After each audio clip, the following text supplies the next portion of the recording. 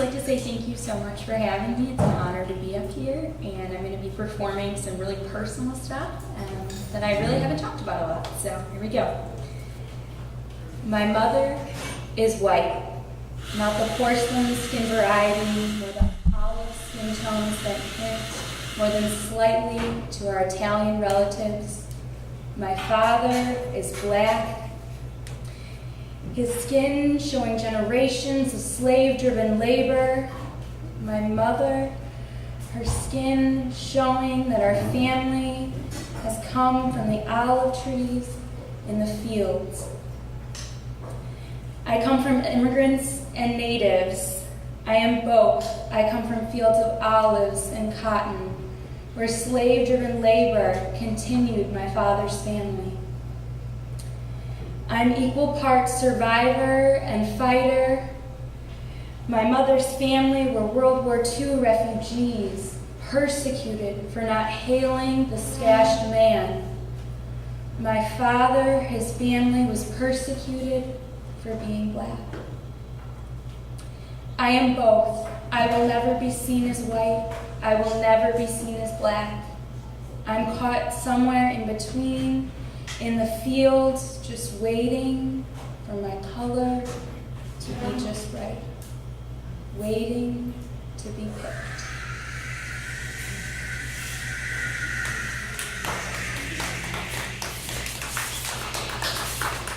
Yeah, absolutely. Sorry. Thanks. Okay.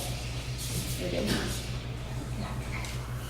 I'm not sure how it started. I remember it feeling like waves crashing upon the shore, pummeling my insides with every thought that I had about myself. It started out small, like a seed, an apple seed, growing inside of me to the size of a grape, to a plum, to a peach, pushing away my other needs.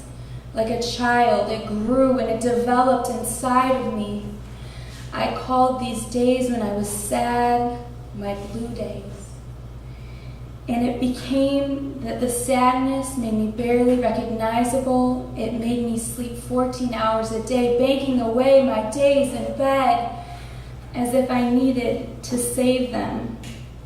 I began blaming myself and others when I got angry for the choices I consciously made. We often blame our problems on others, but it doesn't make it easier. It just makes us stuck where we can't move. I was trying to find out what was missing, so I began going out. When I feel alone, I go out more to find it. And Spoko, I began knowing it more readily than the back of my hand. My apartment, I knew it, I felt it. Vodka sodas became more than my going out drink. A bottle of wine became more than my Tuesday relaxation. It became my pregame. And it began to take me more and more to get me to that place of relaxation. But it wasn't. It was a place of sadness and sorrow. And in some weird way, I liked it because it was how I felt all the time. I was drowning in sadness. Ironic, isn't it? A swimmer who is drowning. But in the words of J. Cole, she doesn't want to be saved. History. He was standing there in the back, his face full of drunken disbelief. And I stood there, his eyes glazed over, and I said, I'm sorry. I'm so incredibly sorry for telling you that your ex had found comfort in the body of your best friend, for fucking up your entire friend group. I'm sorry for thinking that one night that we had together could be a window into the future instead of a door being slammed in my face. I'm so incredibly sorry. Because I thought that you, of all people, would understand that sometimes we get fucked by our history over and over and over again. I'm sorry, most of all, for telling you what broke me. I'm so incredibly sorry.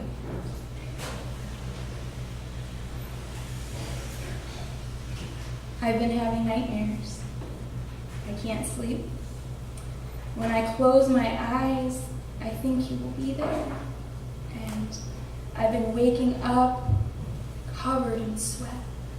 My sheets, my pillows, my blankets. When I tell my parents, they tell me that God will protect me. Where was God when I didn't want to be touched? Where was he then? Why would he be there now? When I close my eyes, I'm worried that I will be there. And that I will say no. And he will tell me, shh, it's okay.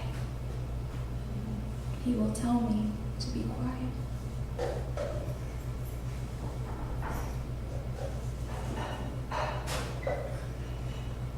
I want the boys who have dark hair and dark eyes. Give me the models, the PhD students, the MDs, the entrepreneurs. Give me the pro basketball players, the pharmacists. Give me the ones who are the high achievers, thrill seekers, good eaters. I want the boys who aren't afraid to tell me about their families, their fears, their futures, their failures. I want to see you. I want to hear you. I want to feel you. Because maybe if you made it and you chose me, that maybe I can just make it too. Room 364. Drip, drip.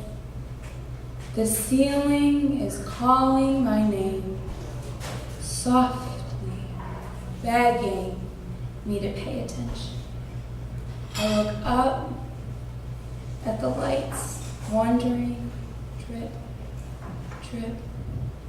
What will the ultrasound say?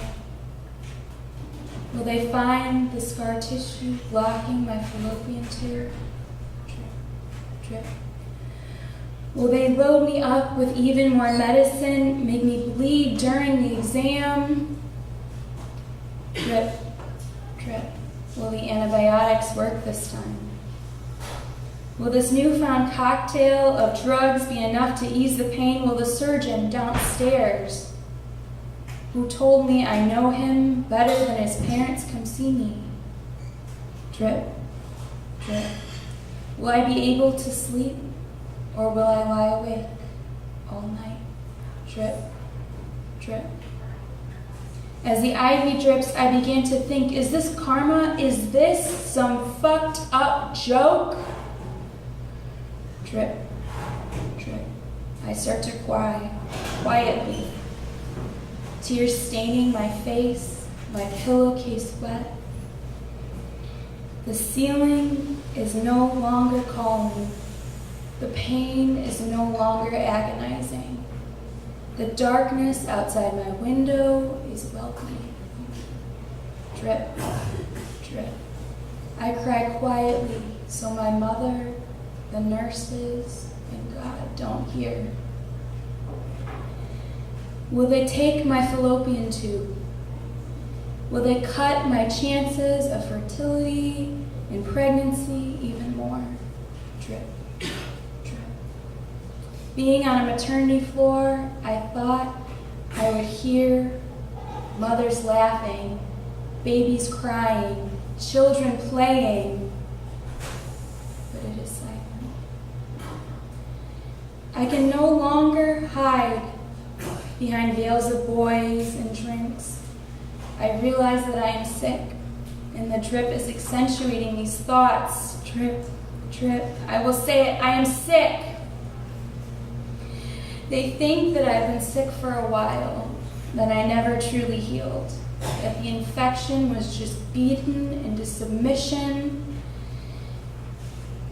until it gathered strength to fight back. Drip, drip. They have not asked me yet what my race is, but I know my mother will listen to hear what I say. Drip, drip. There's a knock at the door. Is it the doctor to give me more medicine? Drip, drip. Is it the nurse coming with an update from the doctor? Drip, drip. Is it the surgeon coming with an apology in hand? Drip, drip.